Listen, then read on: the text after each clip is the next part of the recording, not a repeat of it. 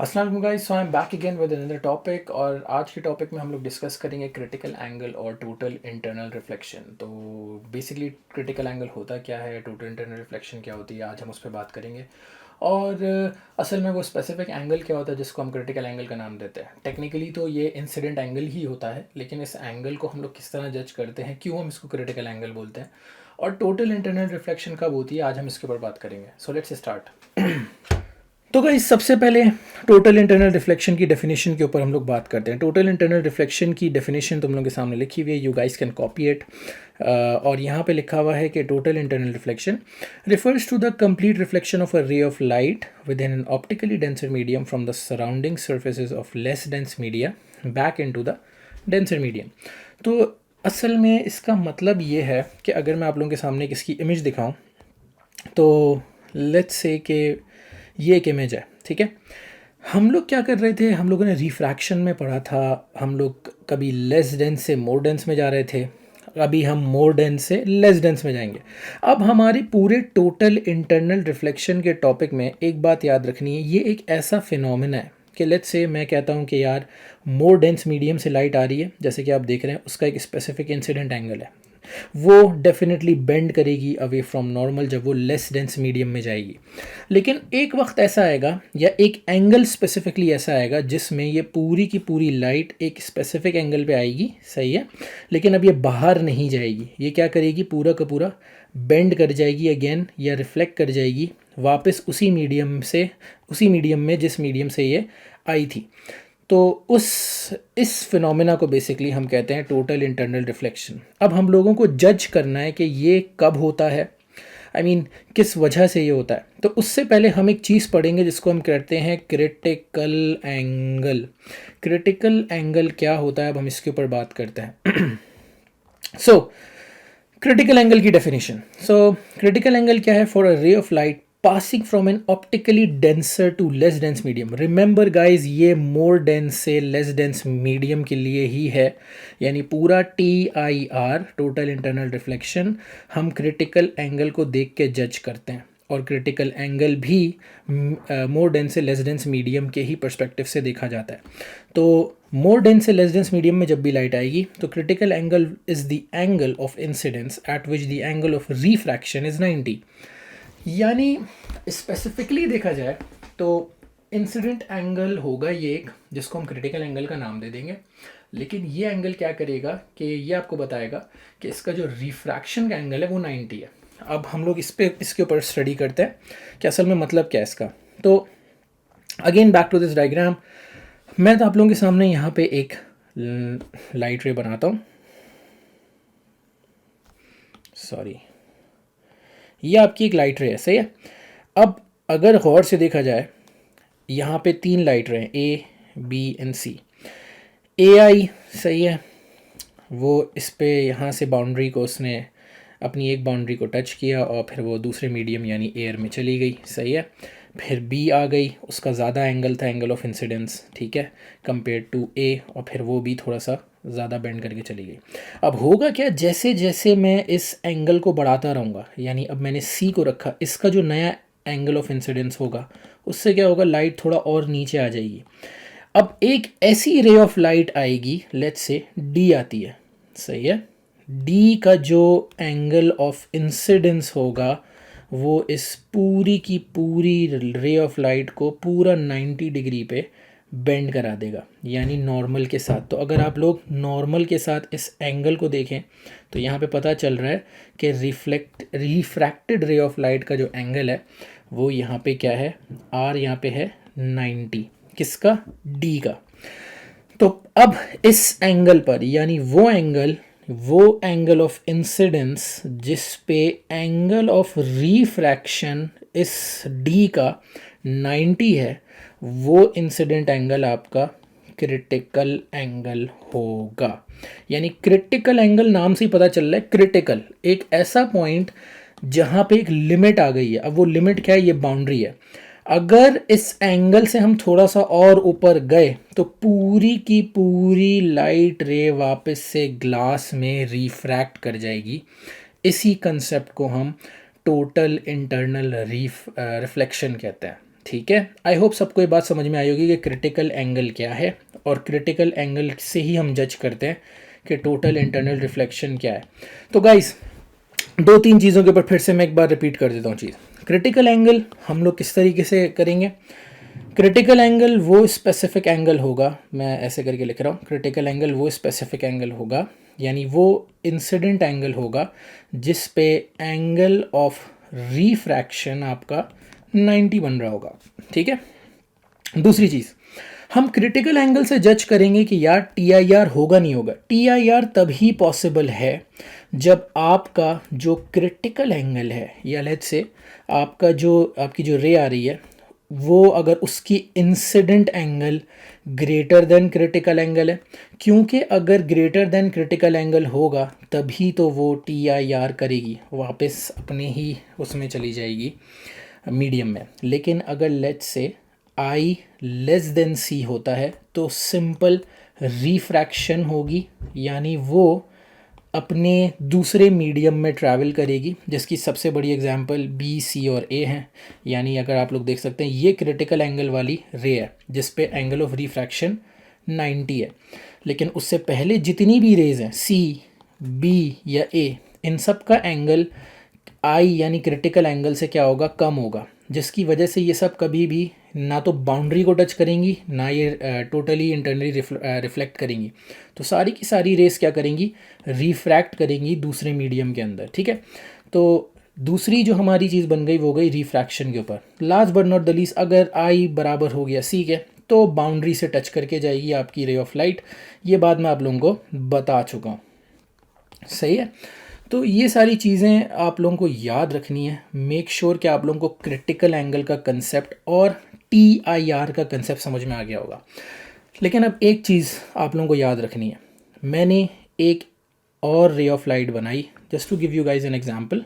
Let's say कि मैंने अब बनाई है टी आई आर के लिए ई, सही है। यहाँ पे इसका टी आई आर हो रहा है, यानी टोटली इंटरनली रिफ्लेक्ट कर रही है ये। क्योंकि मुझे कैसे पता चला ये रिफ्लेक्ट कर रही है, इन तीनों कंडीशंस में से मुझे पता है तभी टी आई आर होगा जब आई ग्रेटर देन क्रिटिकल एंगल होगा।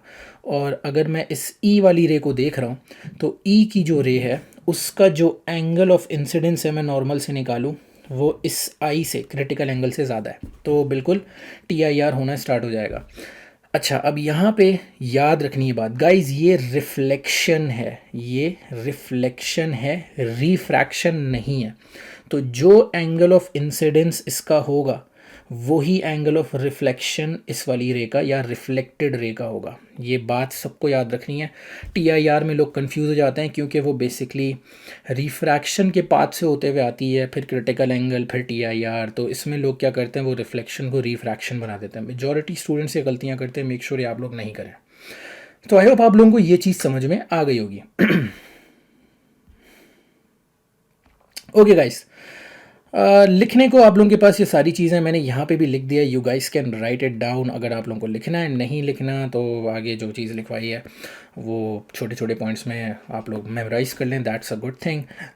लेकिन अपने सेपरेट नोट्स बनाएं, क्योंकि सेपरेट नोट्स बनाना ज़रूरी होता है। नाउ लेट्स टॉक अबाउट, हम लोग एक फार्मूला के ऊपर बात करते हैं। वो फार्मूला है हमारा जो हम लोगों ने रिफ्रैक्टिव इंडेक्स का किया था रिफ्रैक्शन के अंदर। सबसे पहले तो हम सबको पता है कि रिफ्रैक्टिव इंडेक्स का formula for more dense to less dense reverse होता है, यानी sine r upon sine i होता है। अगर आप लोगों को ये सब नहीं पता तो मेक श्योर कि you guys watch the previous videos, यानी पार्ट 3 जो रिफ्रैक्शन का है, या आई थिंक पार्ट 4 है, उसमें रिफ्रैक्शन ज़रूर पढ़ें, जिसमें मोर डेंस से लेस डेंस और लेस डेंस से मोर डेंस में लाइट को बताया गया है कि जब जा रही है, और रिपल टैंक भी करना ही करना है। तो मोर डेंस से जब लेस डेंस हम जाते हैं तो हमारा ये फार्मूला बन जाता है। अब इस फार्मूला के अंदर जो सबसे इंपॉर्टेंट चीज़ है वो ये है कि अगर हम क्रिटिकल एंगल को निकालना चाहते हैं, एक क्रिटिकल एंगल का फार्मूला हम डिवाइस करना चाहते हैं, तो हम किस तरह करेंगे। हमने रिफ्रैक्टिव इंडेक्स ऐसे ही लिख दिया। हमें पता है क्रिटिकल एंगल के ऊपर जो एंगल ऑफ रिफ्रैक्शन होता है वो 90 होता है, तो हम क्या करेंगे, साइन आर को रिप्लेस कर देंगे 90 से, और साइन आई को रिप्लेस कर देंगे सी से, जिससे हमारा एक ऐसा फार्मूला बन जाएगा जो रिफ्रैक्टिव इंडेक्स यानी एन जो रेशो है, n equals to 1/sin c हमारा नया फार्मूला बन जाता है। ये फार्मूला मेमोराइज़ करना है लाजमी, बिकॉज ये फार्मूला तीन चीज़ों को रिलेट कर देता है, एक रिफ्रैक्टिव इंडेक्स, एक क्रिटिकल एंगल और आपका जो एंगल ऑफ रिफ्रैक्शन है उसके। लेकिन रिफ्रैक्शन जाहिर सी बात हम लिखते नहीं हैं, तो इस फार्मूला को आप लोगों को लाजमी मेमोराइज़ करना है। ये आप लोगों का फार्मूला बन गया, यानी 1/sin c या 1/n दोनों लिख सकते हैं। और c अगर कभी निकालना हो तो साइन इन्वर्स करके 1/n अपने कैलकुलेटर में रख के निकालना पड़ेगा। Okay guys, so now let's practice. एक दो क्वेश्चंस हम लोग करने की कोशिश करते हैं। यहाँ पे मैं ये मिटा रहा हूँ। यहाँ पे सबसे पहला क्वेश्चन ये है कि एक red light is travelling in glass strikes a glass air boundary. पहले ही हिंट दे दी कि ग्लास से एयर में जा रही है, तो यानी मोर डेंस से हम लेस डेंस में जा रहे हैं। तो रिफ्रैक्शन भी हो सकती है, क्रिटिकल एंगल भी हमको मिल सकता है और टोटल इंटरनल रिफ्लेक्शन भी हो सकती है। Some light is reflected and some is refracted, ठीक है। Which diagram correctly shows the reflection and refraction. बहुत आसान है, बहुत आसान सवाल है अगर गौर से देखा जाए। गाइस तुम लोग खुद देखो, पार्ट ए, बी, सी और D, odd one out, simple सी बात। अगर हम ग्लास से एयर में जाते हैं, पहली बात लेट्स से मैं ए को डिस्कस करता हूँ। हम यूँ गए, सही है, हमें जाना चाहिए था स्ट्रेट, लेकिन थोड़ी सी बेंड कर गई, तो बिल्कुल करेक्ट है। बेंड करेगी, नॉर्मल से अवे हो जाएगी, तो ये करेक्ट है बिल्कुल कि हम एयर से थोड़ा सा दूर हो जाएंगे। थोड़ी सी लाइट हमेशा याद रखना अंदर की तरफ रिफ्लेक्ट करती है, क्योंकि ये क्वेश्चन में भी दे दिया और जनरली ऐसा होता भी है। लेकिन अब हम लोग बाकी सारों को डिस्कस करते हैं। क्या ये सही है? ये एक ग्लास से एयर में जा रही है, इसको जाना स्ट्रेट चाहिए था, और बेसिकली क्योंकि जब एयर में जा रही है तो रिफ्रैक्शन होगी तो बेंड करेगी, तो ये तो बिल्कुल ही गलत हो गया क्योंकि यहाँ पे बेंड करवा रही है इसको। सेम गोज़ फॉर सी। और फिर डी में क्या गलती है? सबसे बड़ी गलती डी में है, क्योंकि हम अगर गौर से देखें तो लाइट हमेशा अवे फ्रॉम नॉर्मल यहाँ पे बेंड करेगी जब वो लेस डेंस मीडियम में एंटर करेगी। लेकिन क्या हो रहा है, वो टूवर्ड्स नॉर्मल बेंड कर रही है, नॉर्मल ये रहा, वो नॉर्मल की तरफ जा रही है। और इधर यहाँ सबसे बड़ी गलती यही है जो पॉइंट आउट करें। तो यहाँ पे जो मोस्ट प्रोबेबल आपका आंसर होगा वो ए होगा, क्योंकि यही सबसे परफेक्ट आंसर है अभी यहाँ के लिए। सो आई होप आप सब लोगों को ये सारी चीज़ें समझ में आ गई होंगी, और इसका आंसर है फिर ए, ठीक है। अब हम लोग बात करते हैं, ये बहुत इंपॉर्टेंट क्वेश्चन है। ये क्वेश्चन वैसे भी पेपर्स में आता रहता है, ये मैंने अपने नोट्स में इंक्लूड किया हुआ है, और कुछ जो नोट्स के क्वेश्चंस हैं वो पास पेपर से रिलेटेड भी होंगे, तो बेटर है कि इनको यहीं प्रैक्टिस करके समझ जाएं। तो let's start. A swimming pool is lit by a lamp in the bottom of the pool. The direction of the three rays from the lamp are shown. Which of the marked angles is the critical angle for the light? सो हमारे पास यहाँ पे हमें critical angle के ऊपर बात करनी है। हम लोगों को क्रिटिकल एंगल का पता है, एंगल ऑफ रिफ्रैक्शन 90 होना चाहिए एक इंसिडेंट रे का, तभी क्रिटिकल एंगल होगा। तो अगर इस लाइट रे को देखें तो ये तो बिल्कुल स्ट्रेट जा रही है, तो ये बिल्कुल नहीं हो सकती। इस लाइट रे को देखें तो ये रिफ्रैक्ट कर रही है, तो ये 90 तो एंगल हो नहीं सकता है, सही है, तो ये भी नहीं हो सकता, ना बी है ना सी है। बचा सिर्फ डी, क्योंकि यहीं पे इसकी जो रिफ्लेक्टेड रे ऑफ लाइट है वो 90 डिग्री का एंगल बना रही है, तो इसका मतलब आंसर आपका क्या हो जाएगा? डी हो जाएगा। आई होप सबकी ये बात समझ में आई होगी, क्योंकि हर इंडिविजुअल इंसिडेंट रे को आप लोगों को देखना है। और सबसे पहली चीज़ तो ये चेक करनी है कि यार मोर डेंस से लेस डेंस जा रहा है या नहीं जा रहा। अब जैसे यहाँ पे तो पता चल रहा है वाटर से एयर में जा रहा है, मोर डेंस से लेस डेंस जा रहा है, तो हम कर सकते हैं।